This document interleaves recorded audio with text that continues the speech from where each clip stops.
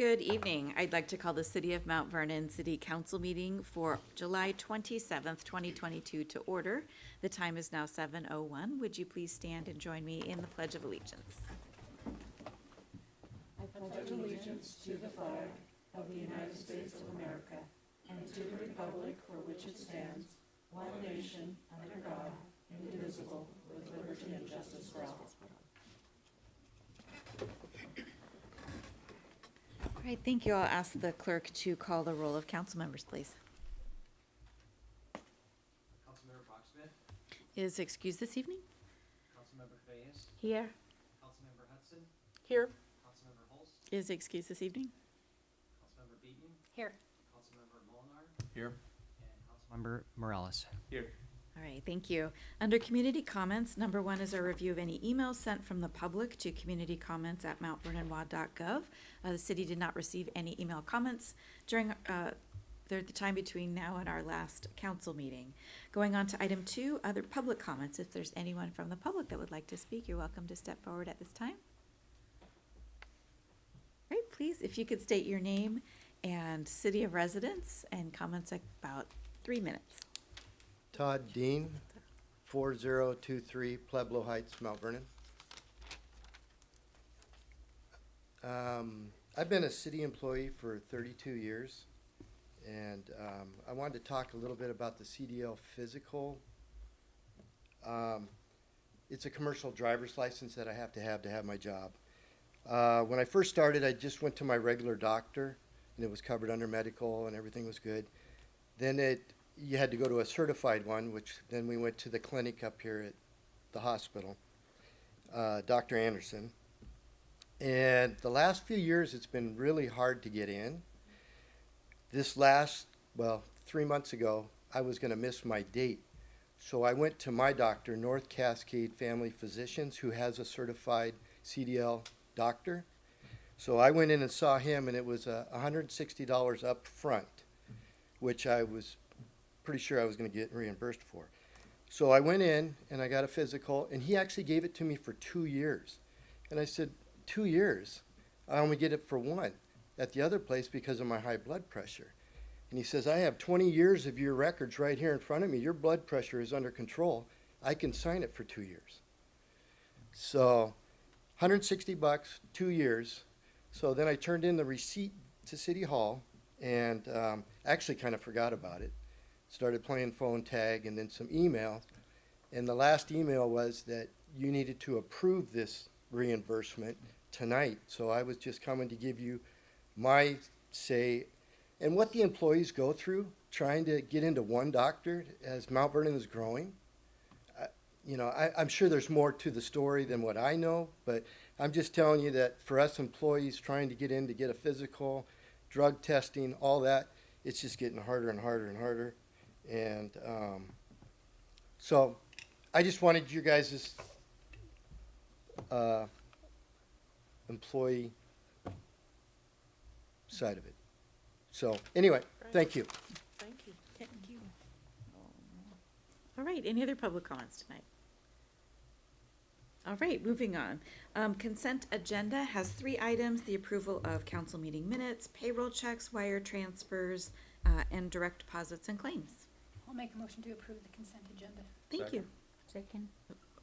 Okay, motion by Melissa, I think a second by Gary. Second by Gary. All those in favor, please say aye. Aye. Any opposed, same sign. Motion carries. Thank you. Sorry, Iris, I heard It's Gary okay. over there. All right. Under reports tonight, committee reports. First up is our Finance and Parks and Enrichment Services Committee report, and that's Councilmember Mary Hudson. Mary. Thank you, Mayor. Tonight, right before this meeting, we met here in council chambers for the Finance and Parks Enrichment Services Committee. The first item, of course, on our agenda is approval of meeting minutes, and then we move forward into our meeting. The first person who came forward was our Parks and Enrichment Services Director, Jennifer Berner, which was really cool because she had 3 of her employees here to tell us about some of the programs that we're doing right now for youth in our city. The first person who talked to us was Mary Ann Sebastian. She's a rec leader for the Rec on the Go program. It's a new mobile recreation program for youth. They go around and they visit different parks, apartment complexes throughout the city. They, related some great stories. So it was really kind of fun to listen to what she's talking about, who comes to it, why they come to it. They come in for half an hour. It's great. They have a lot of fun, and then they get to go back home. So that was really fun to listen to those stories and talk about that. The second person who gave us a presentation was Yakira Collin. She is the rec leader for the supervised playground program, and it occurs at Bakerview Park and Edgewater Park. And what they do is they rotate at each park on the days they go. So in the morning they might go to Bakerview, in the afternoon they'll go to Edgewater, and then they'll switch it around the next day. They'll come to the morning and the afternoon for the different parks. Again, we had some great stories, and Do we need a better mic, Lori?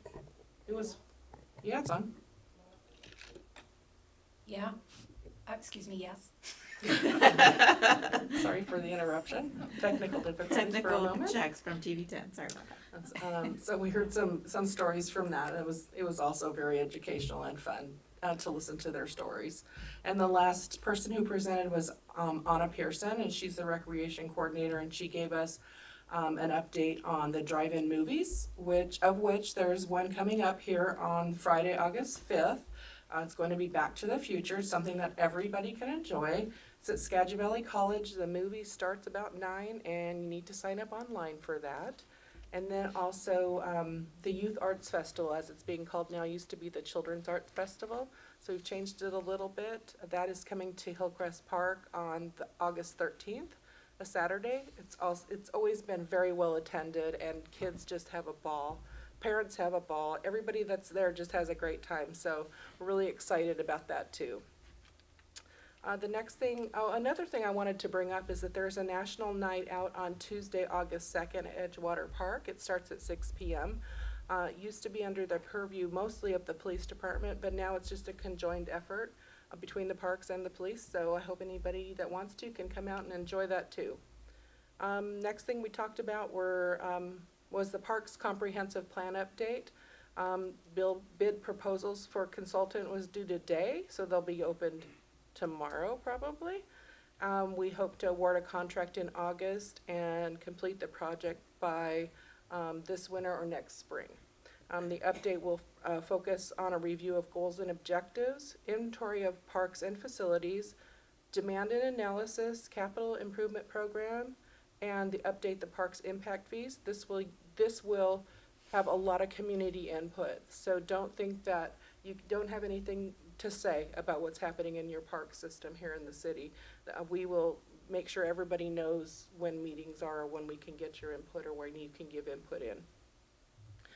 It's something that hasn't happened for, I think Gary said, 12 years, like a full comprehensive plan for the Parks Department. So we're pretty excited that this is moving forward. Next up on the agenda was our Finance Director, Doug Baleski. So we're already talking about budgets. We were previewed the budget calendar so that we know when we will see a lot of the information. Also that the staff is already working and getting their budgets into our new OpenGov system. So that will continue to move, and we pretty much finished that in mid-November. So we're just starting now. This council hasn't seen anything yet. We will get that information moving forward. The 2022 revenue update is good.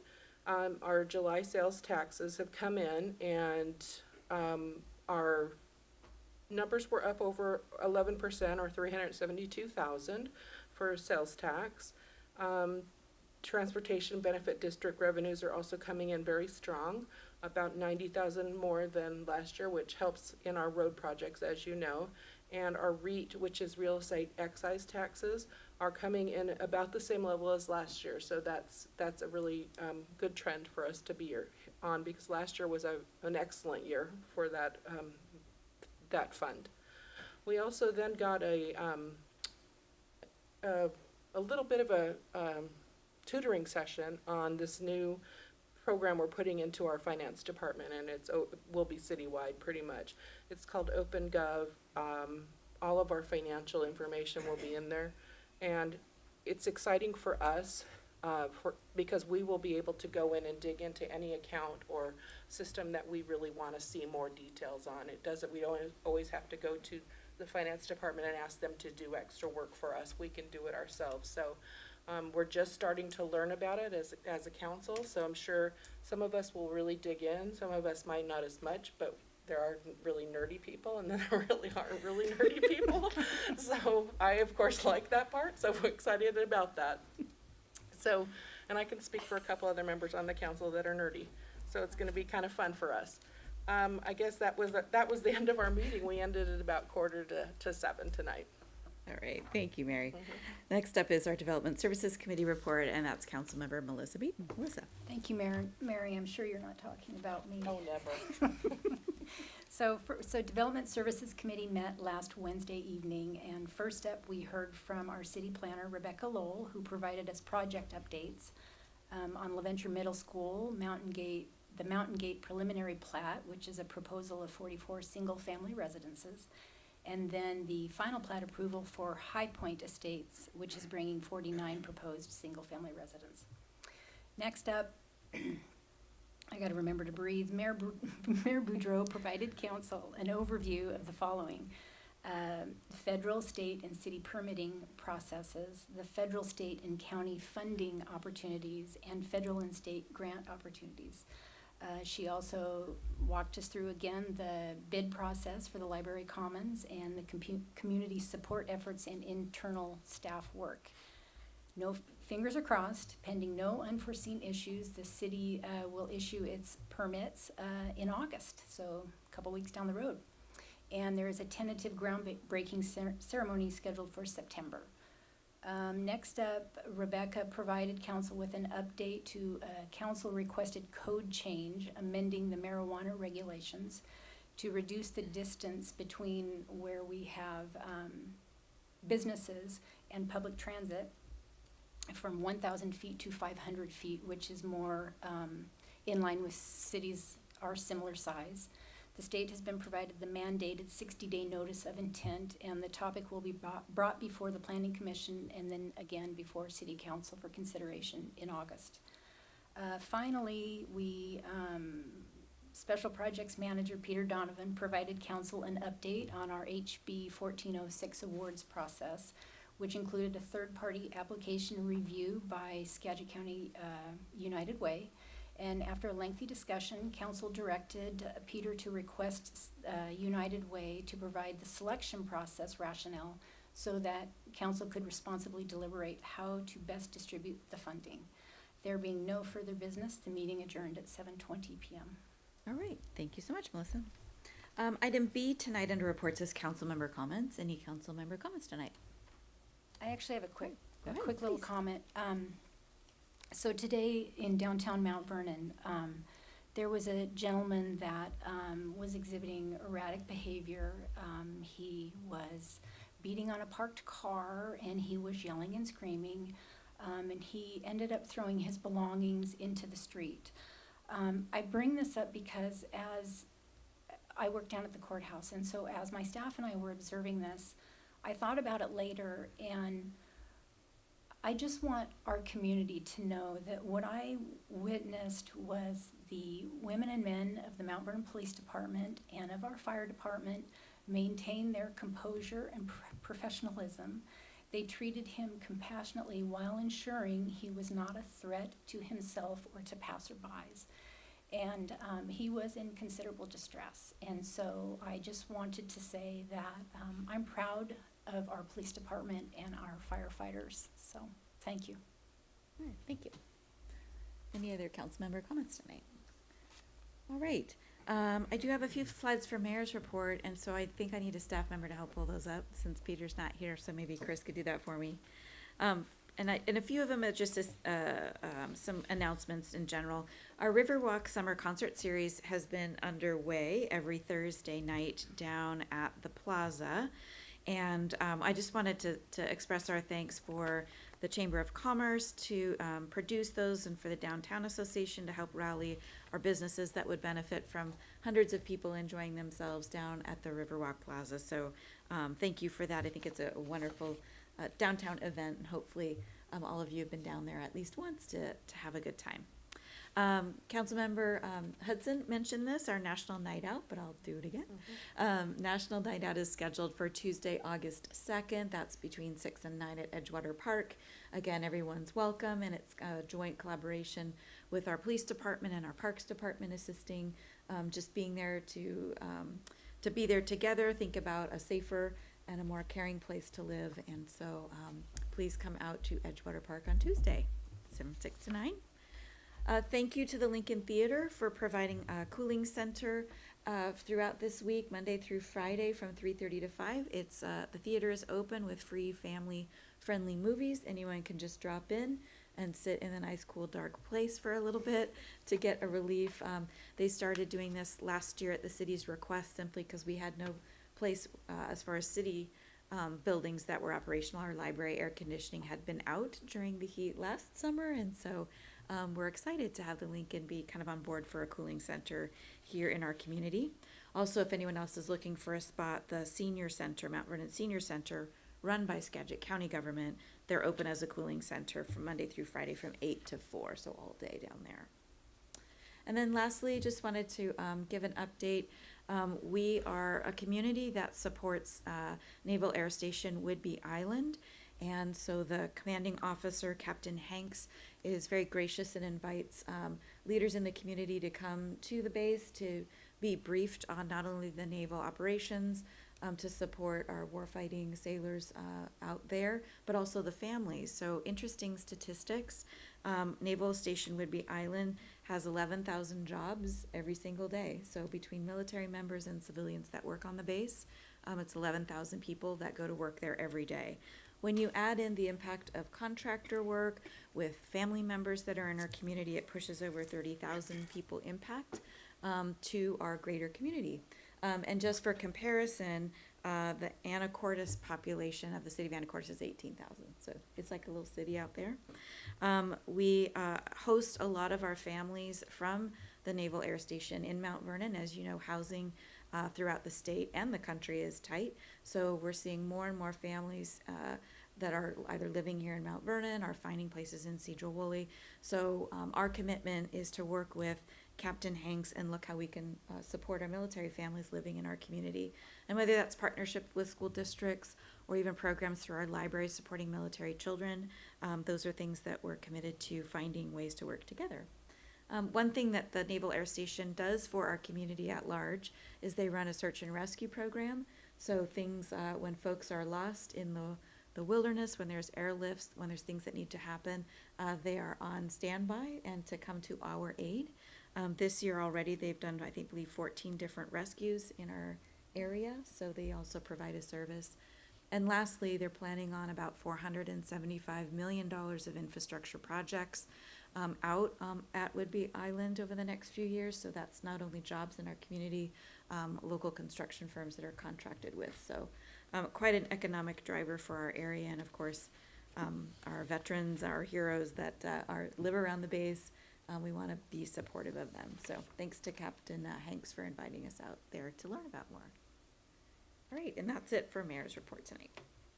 Item D is committee agenda requests. Any committee agenda requests from council members? Okay.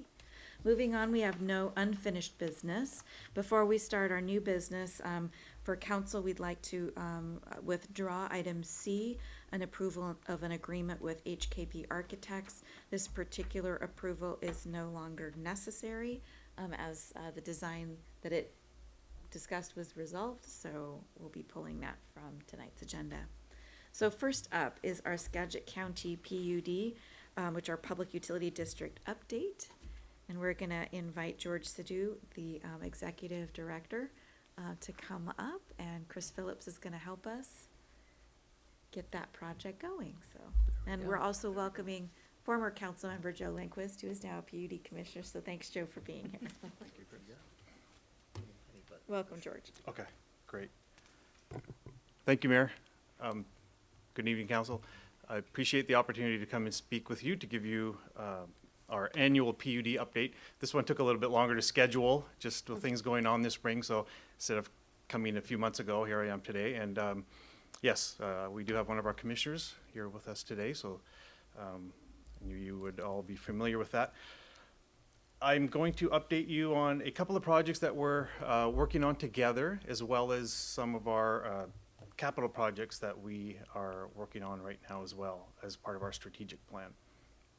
And then we can leave time for questions at the end, but feel free to interrupt me as we're going to ask questions if anything comes up.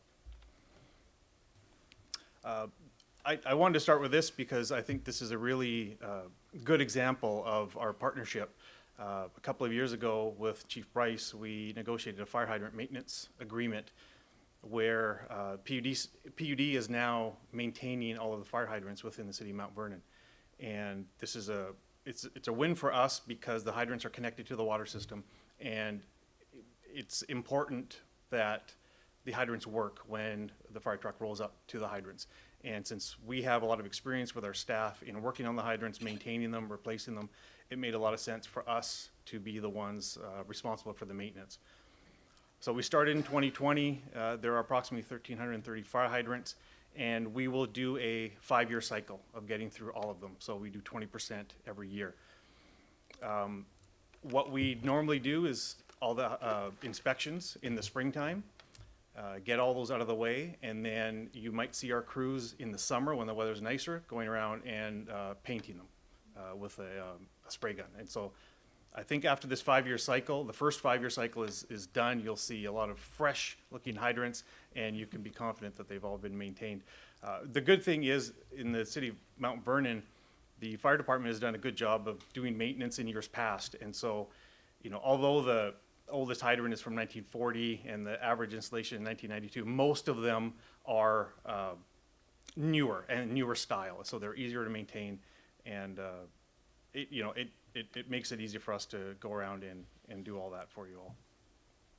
And we are negotiating similar agreements with, currently right now we're working with the city of Cedar Woolley so that we can get a similar agreement in place, and then following that, hopefully we can get to the city of Burlington. 4 years ago, the PUD issued its first ever strategic plan. And we've been using that ever since as part of our planning process for our financial planning and our capital project planning. And as you can see by the date on the plan, it's going to expire this year. So we are currently in the process of updating our strategic plan. We're going to start having some meetings starting next month.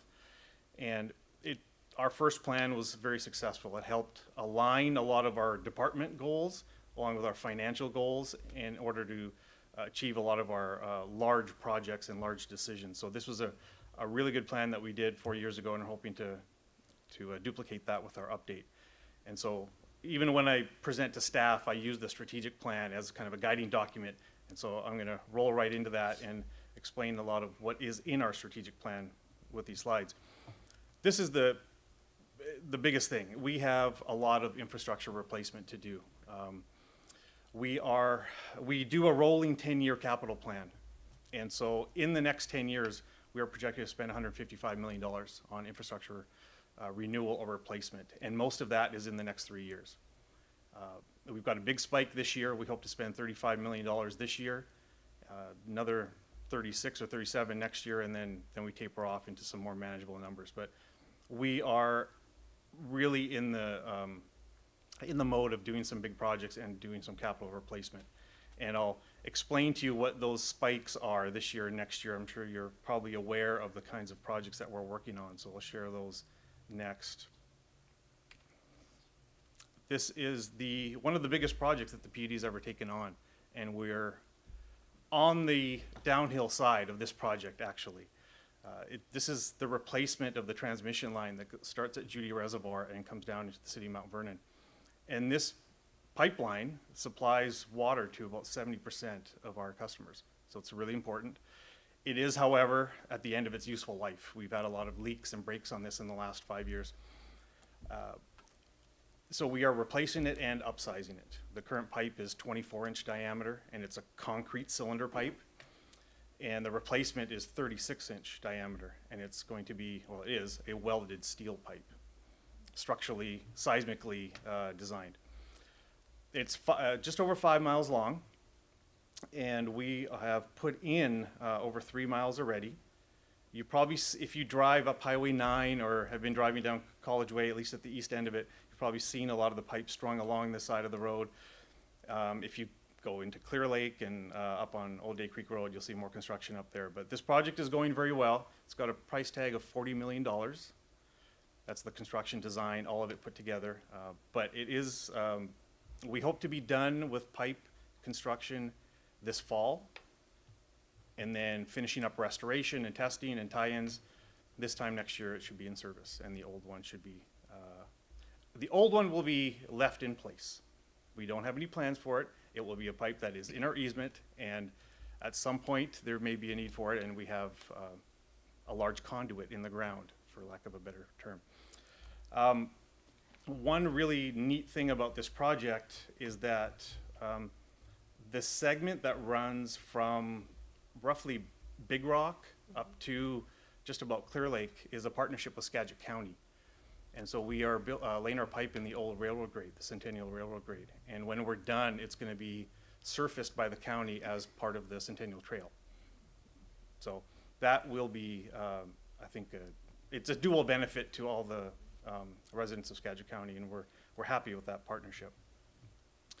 I've just got a couple of pictures to show you about this project. This is some of the work that was done this spring down at the east end of College Way, and this was pipe that was welded in place because it was 2,000 feet of pipe that was going to be drilled and installed under the Nookachamps Creek. We did not want to, it's easier to go under than it is to go through a wetland. And so there's a horizontal directional drill that we had designed in our project. This is some of the photos from the construction. And then these are some photos of the drilling that took place to get that pilot hole in the borehole under the creek.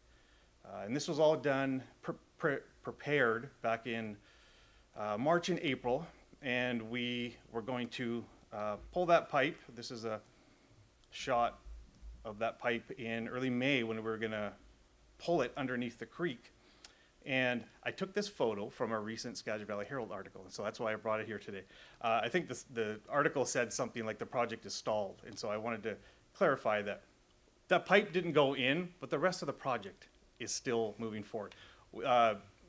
We are working with the contractor to modify the hole to make sure that that pipe gets installed correctly. It did not go in the first time like we had designed, but this is a separate part of the project. The rest of it is able to get done, and we'll clean this up this winter and next spring, and we'll have this piece in as well. But it was just a little disappointing that it's such a neat part of the project. It was a really critical part, and it looked really neat when you drove by that day and had the pipe kind of hung up in the sky, and then it didn't go in as planned. But sometimes those things happen. It's not going to stop the project, and we'll get it in later this year. This is another project to update you on. I'm sure you guys are familiar with this in one way or another. We are in the design process of a new campus on our property at Freeway Drive. And so the photo on the left just shows our site plan, and on the right, that's a rendering of what the new building would look like. And the design was chosen to help fit in with some of the architecture in Mount Vernon. There's a lot of brick buildings downtown, and so we chose that appearance for those reasons. The site plan is there. I won't get into detail on what's there. We are maintaining use of some of the existing buildings, but not all of them. But we do need the space for the new building. And obviously, I know you're all aware, this takes over some of the play fields that are there. And what I will say to you all is that we are in discussions with the school district and are committed to replacing those fields in one way or another so that there is no loss of any play fields for the city. I'm confident that we will get that done. Moving on. I'm not sure if I've ever updated the council on this, but the PUD is part of a partnership with the Port of Skagit. And Skagit Net is a entity that the goal was to install some fiber backbone throughout the county. And so this is a map that was developed back in 2017.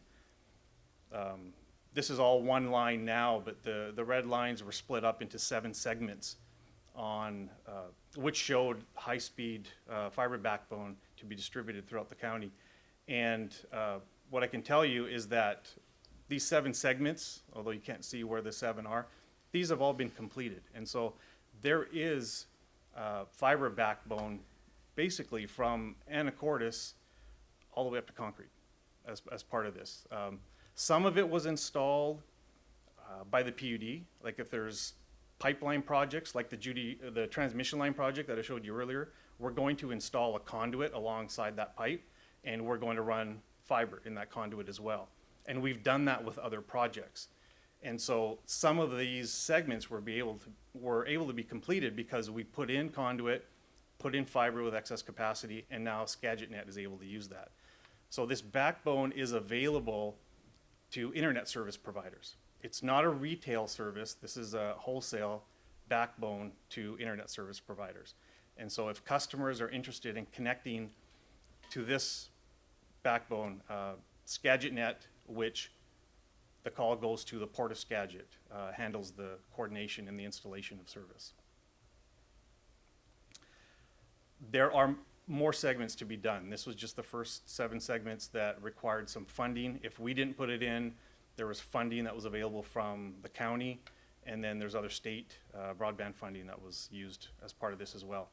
And the next steps are also to build out some of the distribution lines. This is the backbone, and now there's some funding being used to build out distribution lines in the areas of Day Creek, Fur Island, I think in Clear Lake. There's some partnerships with some private ISPs that are being used to build those out. So this has been a success the last 5 years. George, do you have any timeline on those other partnerships? They're working on them right now, actually. Yeah, like I know the project on Fur Island, that was part of the state broadband funding that came out last year. And they should be doing that this year. So they surveyed, well, they used GIS mapping to figure out how many customers there were, if they had service, and they drafted up a distribution network, partnered in that case on Fur Island with Ziply. And they got money from the state broadband office, and they're working on building it out. And you know, as far as I know, they'll be done this year. And then they'll move to different areas. Thank you.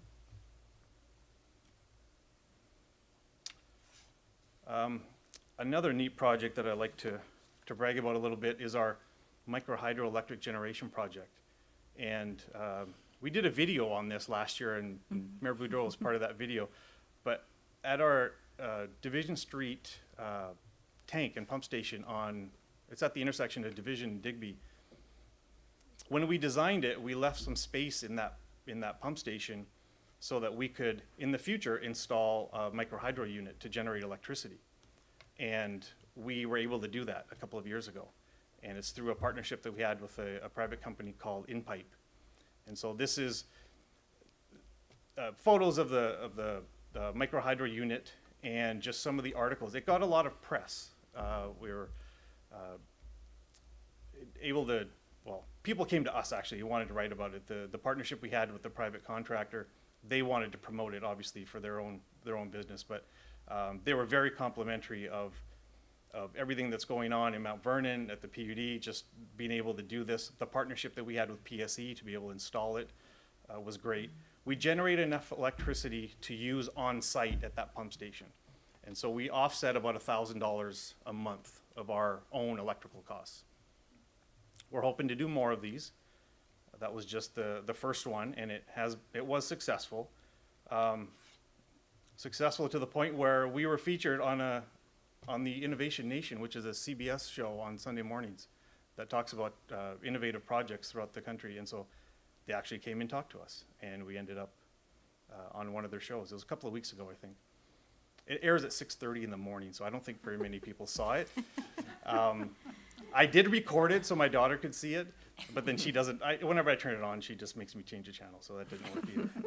But pretty soon it'll be available on YouTube, and then you'll see it promoted more by the PUD on our social media channels, but it's just not available yet. George, could you explain a little bit about how the electric generation, how it's generated Yeah. with the water pressure and all that stuff? So because we collect water up at Judy Reservoir, it's at a higher elevation, and as it goes through the pipes and travels downhill through our new transmission line that we're putting in, it generates pressure, and that elevation pressure is too high for us to serve to our customers. So what we have to do is use a pressure reducing valve, and it actually just it's like a flow constrictor, and it gets in the way of the pipe and it reduces the pressure in that pipe. But that flow constrictor just burns off all that energy that we had naturally coming from Judy Reservoir. So what the microturbine does is that, there's a turbine inside the pipe, and instead of just burning the energy, it spins the turbine. And so it will generate electricity as water's flowing through that pipe. So it's like that in other parts of our system, obviously, because all of our water comes from Judy Reservoir. And so this was a good place for us to install a turbine to generate electricity because we had a power need at the same location. And so it made it easy to do that. But yeah, we do have quite a few other sites where we'd like to install something like this and partner with either local agencies or other municipal governments to be able to use that power if we don't have a need at that location. So we're working with PSE on how to accomplish that.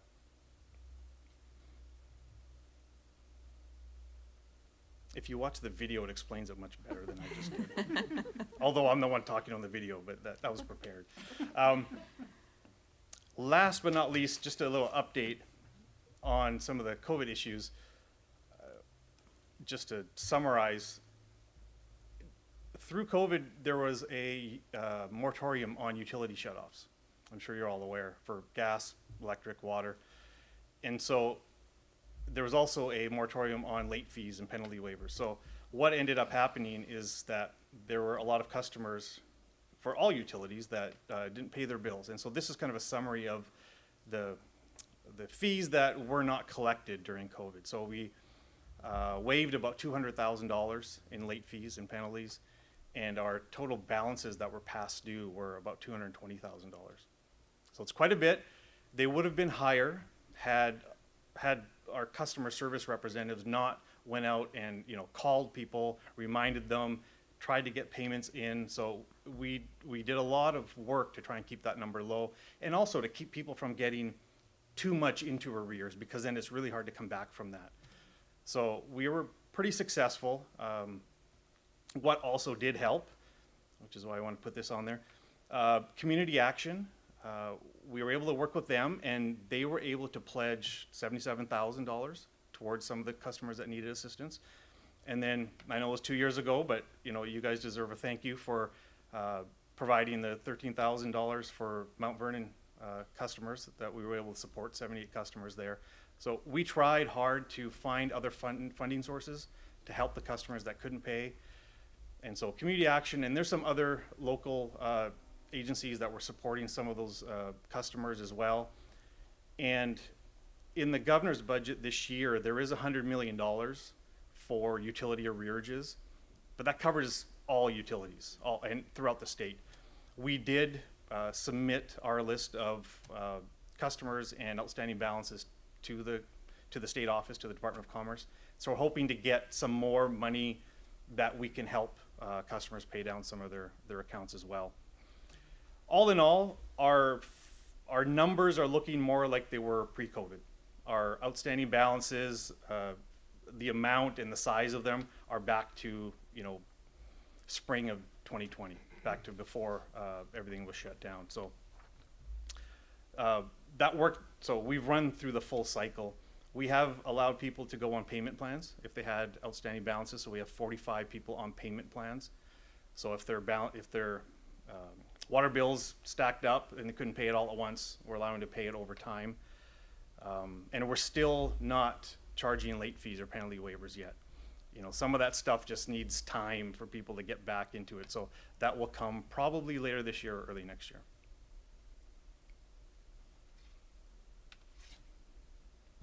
And that's my update.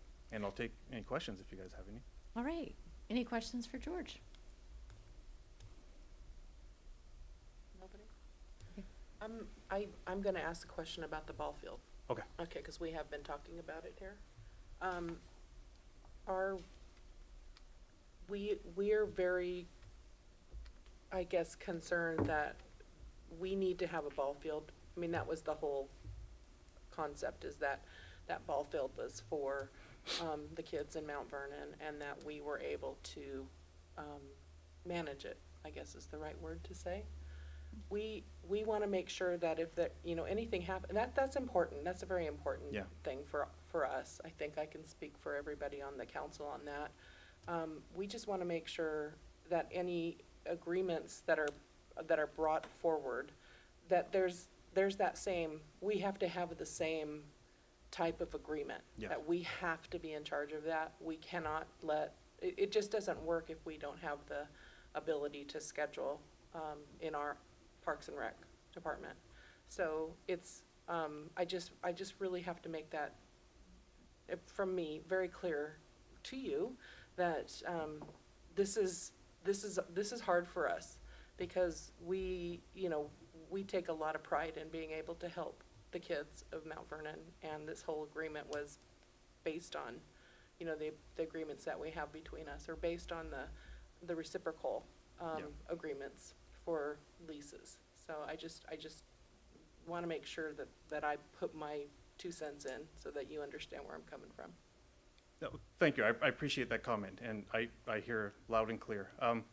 I've worked at the PUD for almost 11 years now, and I love, at the end of the day, when the cars roll in, and with the soccer teams and the baseball teams, and they come and use the field, it's always nice to see that. So I understand the value of that to the community, because even on the weekends, there's people there using the fields. So the value of those fields is not lost on me. I do understand the need for them.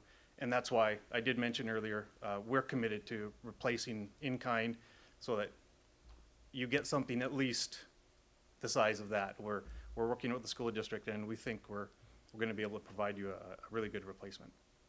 Just has to be able, it has to be under our control. Yes, You for know sure. what I mean? Yeah.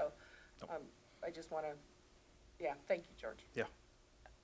I'll just chime in with what Mary is saying. I do have a concern. That land has been in the community for close to 40 years, where the community can use it. We have had challenges working with the school district, and so I certainly hope that the mayor is at the table when we have those conversations. Because my perspective is land is very, very valuable, especially parkland in the city, and we're not getting additional land. We would be using some land. And that would, at the end of the day, it would fall back to the school district, so. Yeah, I'll go back to what Councilman Hudson said. I think the language in the agreement is very important for those specific reasons. And yeah, we wouldn't do it without having the mayor involved and Kevin as well. I know Kevin's involved in this. And so we recognize the importance of that, and to make sure that you get that control of the fields. Thank you. Okay. Any other questions for George? All right. Thank you for working with the city on the arrearages, and I, I know that your staff went above and beyond, I think, trying to contact folks and point them in the direction of assistance, and so we appreciate that for sure for our community. No, thank you for that. I'll pass that on to staff. All right. Thank you for coming. Okay, thank you. Very much. All right. Item B tonight is a Mount Vernon Downtown Association update. And so Ellen Gamson, the executive director, is here to give us an update. And as she's handing a few things out, we've got her PowerPoint up. So thank you, Chris, for helping out. Okay. Good evening, Mayor and Council. It's lovely to see you all in person. Feeling a little bit rusty. So I'm hoping I hit the right buttons and am succinct as well. because I know it's been a long day for all of us. First of all, I want to start off this evening by just thanking you all for your support and partnership with the Mount Vernon Downtown Association. Together, we have not merely helped Mount Vernon Downtown survive the single largest economic and public health crisis that we will see in our lifetimes, but in fact, I think we can cautiously say Mount Vernon Downtown is thriving, much more than surviving. For example, at this moment, there are 4 buildings currently under renovation. 4 businesses that opened shortly before COVID and the shutdowns are still open, and a couple of those are even expanding already. 2 new businesses have opened this year, a new flower shop just earlier this month, and the Lido Collective in April. And 3 existing businesses have expanded in the last 8 months. El Sage Design has doubled its footprint. Pave Jewelry has moved into a larger space that was vacated by Pinecone Incorporated, moving into a larger space for their business. And by the way, that's the business that opened at the beginning of the pandemic. Actually, I mean, maybe even during the shutdown was when they were ready to open and couldn't, right? And so already they have outgrown their initial space. So I want to say that all of these facts are in existence today because of the work that we all do together in the community, and really because of the incredible support that our community has offered all of those businesses. And so if you hear nothing else from me tonight, I hope you will hear that. So let's talk about downtowns and why they're important. Downtowns provide a sense of identity for the community. The benefits of that sense of identity go from being attractive to investors and visitors, to augmenting the health and well-being of our residents. Economic resiliency, as we've seen. Local businesses, jobs, and spaces for entrepreneurship development are to be found in our downtowns. They're a civic center where the concentration of services and opportunities for community engagement exist. And of course, they are the repositories of local history. Existing infrastructure, unique local stories are all to be found in our downtowns. And Main Street. Main Street is a program that you're all familiar with because you've heard from me for every year for the last 9 years. But it is a program of economic revitalization that is built on a 40-year history of cultivating a comprehensive approach to community and economic development. Main Street programs excel at supporting small businesses in enhancing quality of life for residents and restoring vitality to historic commercial districts. I think we all share the belief that downtown is the heart of our greater community. It's the place where community connection and traditions are created and observed, and the best location for small independently owned businesses to succeed, yielding not just jobs and economic well-being, but the chance to fulfill entrepreneurial dreams and support families. This photo, I'll go back up here. This photo I selected because the expressions on the face of Pooja and Kumar speak very clearly to what it means to a young family. And literally, this business rose from ashes and occupied a space you made available in the Riverwalk redevelopment for just this type of entrepreneurship opportunity, and they are thriving. And so this photo for me just embodies what we're talking about when we're talking about small business and community. Anyway, moving on, I'll say just a quick review of the Main Street principles. As I mentioned before, it's a comprehensive program. It's centered on incremental improvements, self-help, public and private partnerships. It's asset-based, focuses on quality, change, and it's action-oriented. Oh, I'm sure you enjoyed the picture of Buddy the Elf there. I put it in there for your entertainment this evening. Sorry, Peter's not here to enjoy that. The Main Street approach is focuses in 4 areas: economic vitality, promotion, outreach, and design. Really concentrates on the human assets of a community as well as the heritage assets. Cities are partners and beneficiaries. Because of our work together, we create an increased tax base to fund the needs of the community. We increase numbers of jobs, help realize together community goals and vision, help create a healthy economy with a mix of local customers and tourism. We provide a supportive entrepreneurship ecosystem. We increase the volunteer base, which also helps lead to a positive perception of downtown and the community, creating better relations between the City Hall and the private sector. And we work together on industrial and expert recruitment and impetus for public improvement. Working together to not only beautify our community, as this photo exemplifies, but also creating crime prevention through environmental design. A very nice hand-in-glove project in our building vibrance in downtown Mount Vernon. And I'll take this opportunity to thank Council for supporting this project for the last number of years. Oops. Just wanted to, I'm going to share with you now some information from the Washington State Main Street Program about economic vitality during the COVID pandemic, and it's how Main Street communities have performed, including Mount Vernon. And I want to share with you that this data was drawn from the 36 Main Street communities and 33 affiliates in the state of Washington, as you can see here on this map.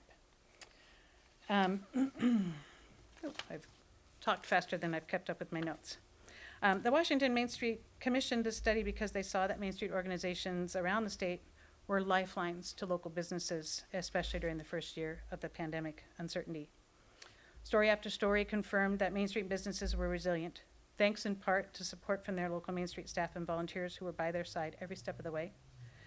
Thanks to granular credit card data that breaks down to consumers' home zip code, we're able to paint a clearer picture of how small businesses located in Main Street districts compared to businesses located in similar districts without the presence of a designated Main Street. They commissioned, by the way, national firm John Stover and Associates to analyze this data for us. So here's what we learned.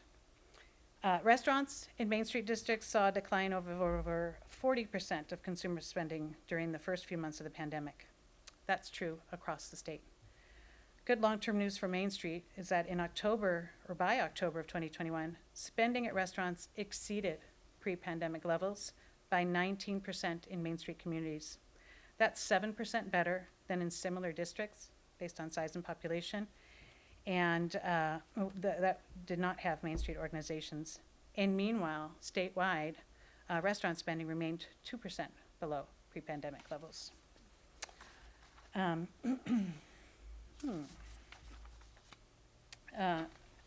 Then I want to also say that it's local customers' desire to sustain beloved small businesses that is to thank for the comparatively high levels of spending into business districts where there is an active Washington Main Street community. In Main Street, we do work tirelessly to build that ethic, to find creative uses of space and to promote those small businesses to local residents.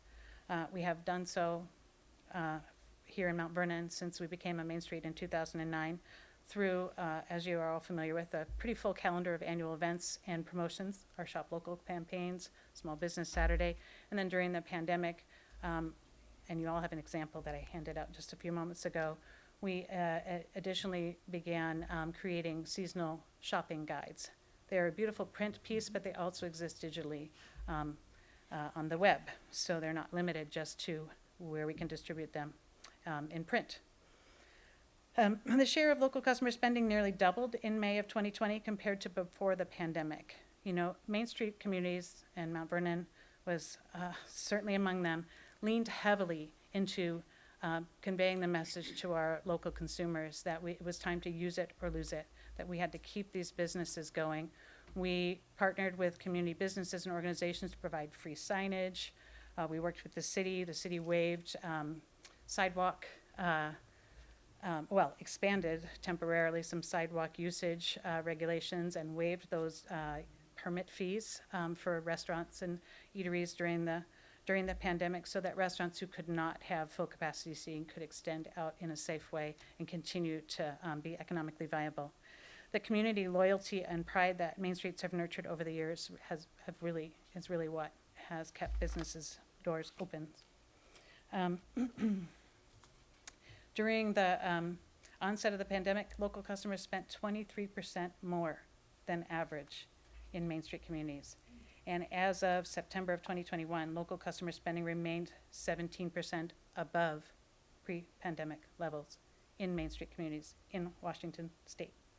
So the community climate is still strong.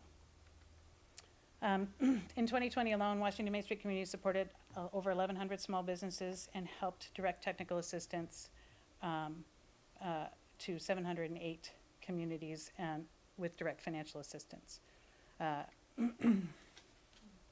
We worked very hard with our partners, both at the city, EDASC, and at the county, to help direct businesses toward the resources and funds that were available to them. And in Mount Vernon, we served in that capacity all the way from working with EDASC to assess applications and early application programs, sitting side by side with some businesses to just help them complete paperwork to access PPP and other programs that were available, and in the first place, curating and funneling information out to the businesses, doing direct outreach and guiding them towards resources that would be particularly appropriate to their business model. So I think that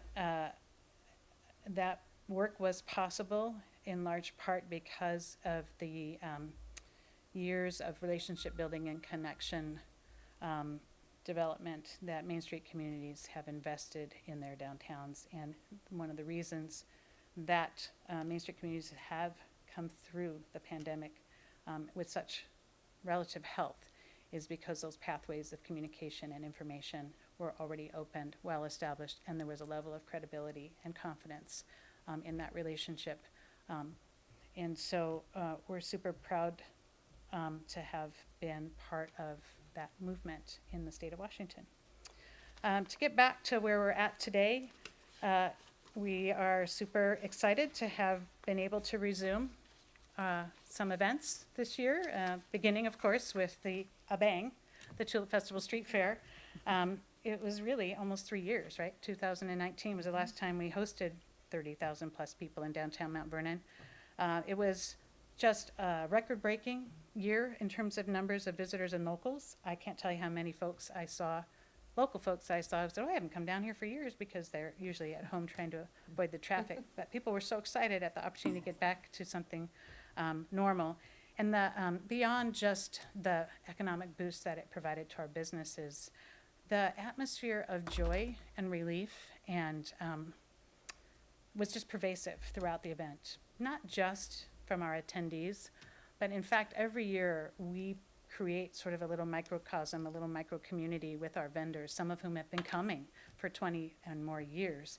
And for them to get back together and to see each other and to be in Mount Vernon was also a joy, and also for staff. You know, we have relationships with those folks going back many years. And the happiness in the air was nearly tangible. If you were there, I know you felt it. So that was a pretty wonderful way to kick off resumption of whatever is going to count for normal now. And as you know, we just had our Summer Sips event a week ago last Saturday, and this last Saturday, the 30-something probably annual sidewalk sale in downtown Mount Vernon. Folks are turning up, they're turning out, and it's just a wonderful thing to see. So I've done something to freeze the, yes, okay. So in addition to resuming normal schedule of events and continuing the increased marketing efforts that we developed during the pandemic, the Downtown and continuing to operate our pop-up a business incubator at 325 West Kincaid. Again, thanks in great deal to our partnership with the city, and you're making that space available to us at a rate which allows us to help young entrepreneurs or new entrepreneurs get their feet under them and figure out whether their business model is going to set them up for success. We have embarked on yet another economic development initiative. We are proud to have leveraged a nonprofit community recovery grant that we applied for and received from Washington Commerce last year into opening the Lido Collective. The Lido Collective offers micro-enterprise support to Skagit Valley's creative economy through providing a retail outlet for local artists and artisans. Currently, we are representing approximately 36 artists in that space, and we're deep in the early stages of round 2 to bring in yet additional work. It provides additional retail interest and foot traffic that benefits all downtown businesses, and we have successfully recharacterized a highly visible street-level intersection corner location from professional office space to retail use, which is a much higher and better use of that kind of exposure. We're super proud of the transformation we've created in that space. If you haven't been down there to see it, I know I've seen several of you in there. I know Councilman Brocksmith was able to be at the Main Street Week event there as well. Unfortunately, he's not here tonight, but just do come in and check it out. There's always something new and fresh happening in that space. And also be sure to pick up the August issue of Bellingham Alive, which has a lovely article about that space. We're super excited for that to be moving forward, and also might add that we've created 3 jobs in creating that business in the store, not to mention the employment and income opportunities we provide to those artists. And with that, I'll get myself out of a frozen mode, and thank you very much for hearing from me tonight. I am just, again, super grateful for the partnership and support over the years from all of you, and look forward to more to come. And I'm open to any questions, should there be any. Any questions for Ellen on all I the don't good have work a they're doing? question. I just want to say thank you for your energy and your passion and everything you do. You live and breathe this, I know that. So I appreciate everything you and your team do. I'm lucky to have a really rewarding job in a great community. Thank you. A few things about Ellen. I don't know that we were, the city was chosen to host the National That's right. Board for Historic Preservation, or the National The Board of board Main for the Street. National Main Street Center had their quarterly meeting, actually down at St. Edwards, but came up to Mount Vernon to check us out. Yeah, so that's pretty cool, and I think that's to credit Ellen's work that she's done and being known for And I doing think they were such pretty amazing stuff. attracted to the So- cool flood protection project too. So, And also a little known fact that I think we'll credit Ellen for bringing us Darren Groth, our new Development Services Director, because his family was visiting that weekend of the Tulip Street Festival affair and fell in love with us, and so we're Wow, thrilled to have excellent. him. Win, win, win, win. Fantastic. Yeah. Thank you. Thank you. Thank you. All right. We are pulling item C, as I mentioned, so we're gonna skip into item D. Item D on our agenda is the approval of a memorandum of understanding with the Mount Vernon Police Services Guild, and Erin Cater, our HR manager, or director, is here. Erin. Good evening. So I'm here requesting approval of a memorandum of understanding with our non-commissioned Police Guild employees. A little bit of background is we negotiated a collective bargaining agreement with them earlier this year. It's from the beginning of 2021 through the remainder of this year. And we put in a wage reopener for Article 11 because we were in the middle of a class and comp study at the time we were doing negotiations. And then when the class and comp study was finalized in April, we then reopened the contract and negotiated the implementation of the class and comp study for that group of employees. There's 12 of those employees. These are the record specialists, the CSOs, the park ranger, animal control. Total cost to the city will be approximately $16,500 for the year. It's retroactive to January 1st, 2022. Any questions? Any questions for Erin? I have no particular questions on this item, but I just want to double check. Is there a motion required for polling items D? Kevin, do we need a motion for pulling item C? There's no rule on it either way. If the council wants to entertain it, they certainly can request that you entertain it. Seeing as there's maybe no rules on that, I There's no think law. we'll just go ahead and pass through. I think it's normally if we're tabling an item or something like that, yeah, absolutely, so. Okay. Okay, but thank you, for the clarification. of course. For item D, I have no questions, so I would motion for council to authorize the mayor to sign the memorandum of understanding that implements the classification and compensation study for non-commissioned police represented employees and which modifies the January 1, 2021 through December 31, 2022 collective bargaining agreements. All right, thank you. Second? Motion by Juan and a second by Mary. All those in favor, please say aye. Aye. Any opposed, same sign. Motion carries. Thank you. Thank you, Erin. Item E tonight is approval of an agreement amendment with T-Mobile West LLC. And Blaine Chesterfield, our engineering manager, is going to present this item. Blaine. Thank you, Mayor. Good evening, Council.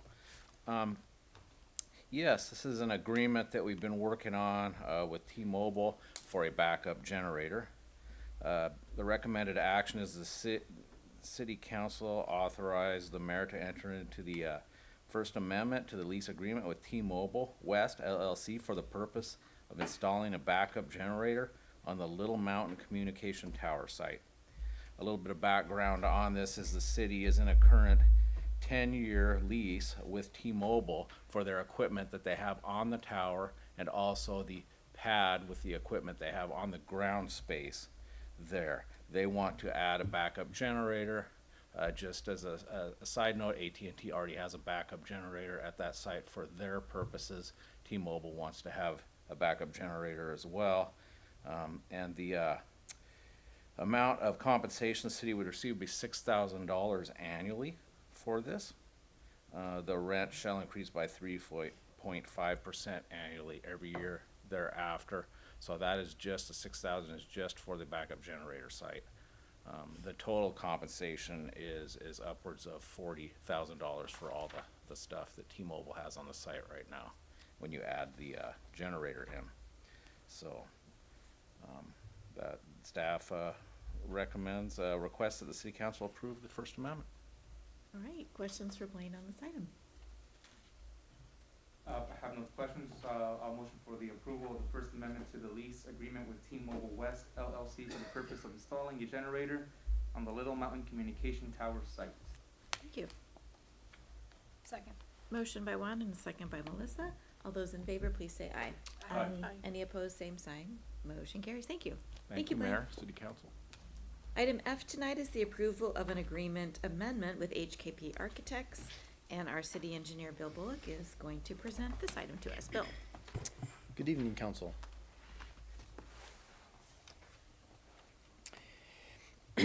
So we have a contract amendment number 1 with HKP Architects for the Library Commons project, and I'll read the memo into the record. Staff recommends amending the professional services agreement with with HKP Architects, HKP, to cover a variety of scope changes and additional services required to finalize the Library Commons project, design, permitting, and prepare for construction bid. The Library Commons project consists of a new public library and community center below 3 floors of structured parking located downtown across from the county courthouse on Kincaid Street between 2nd and 3rd. The library and community center covers between 30,000 and 35,000 square feet, and the structured parking area will cover approximately 125,000 square feet. The project shall incorporate sustainable strategies to reduce the overall carbon footprint, promote environmental and healthy materials, and promote and encourage sustainable transportation options such as access to mass transit and vehicles charging stations. The project will serve as a gateway to historic downtown and other regional attractions. A summary of the additional services include, and this isn't all the services, but these are probably the major ones. The additional survey on 2nd Street. We had fundraising video edits, interpretive sign display, a generator design for the roof, and some parking studies, and then some other miscellaneous stuff as well. These additional design services represent a true-up to fully compensate HKP for additional scope items both requested by the city and required for the completion of the final design. Our recommendation is a motion to authorize the mayor to execute a contract amendment with HKP Architects to provide compensation for the additional design services required to finalize the Library Commons project and prepare it for bid in an amount not to exceed $169,121.30 for a new total contract amount of $2,667,083.06. Any questions? Any questions for Bill on this? Yeah, I have, I think 2 questions. for this one. And they specifically, well, I think it make it easier in reference to 2.2 and 2.3. Sure. For the amendment, I saw that 2.2 is fundraising video edits, and I was curious about with the video edits, is it just editing the original video, or does the editing will render new videos for, because I know that Right. the videos are for fundraising purposes, right? Actually, I think the mayor might be able to answer that better than myself. Got it, okay. It was creating an entirely new video.